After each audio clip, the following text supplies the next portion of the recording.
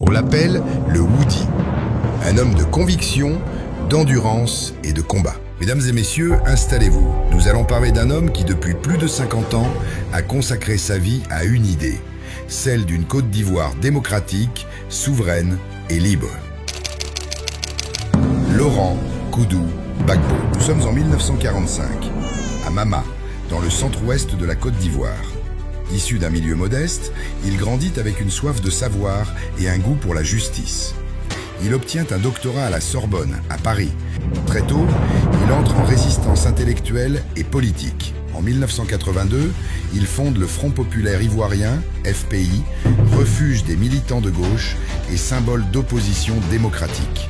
Opposant farouche à Félix Houphouët-Boigny, il connaît la clandestinité, la prison, l'exil. En octobre 2000, il devient président de la République de Côte d'Ivoire.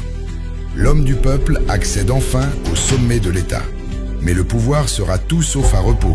Crise, guerre, division. Il affronte une décennie tumultueuse où se mêlent passion politique et tragédie nationale. En 2011, renversé après une élection contestée, il est arrêté, puis transféré à La Haye, à la Cour pénale internationale.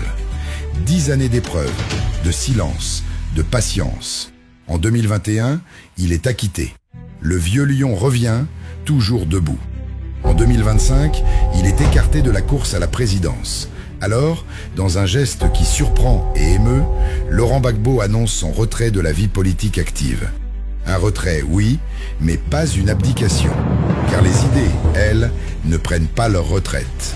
Le père de la démocratie ivoirienne et du multipartisme.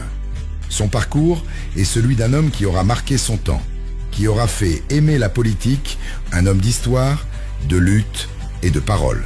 La question désormais est simple. Que restera-t-il de Gbagbo, l'homme, le mythe, le symbole?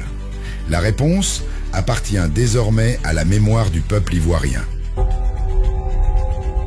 Faites confiance à Akoumet Technologies pour la digitalisation de vos services, développement et intégration de solutions informatiques.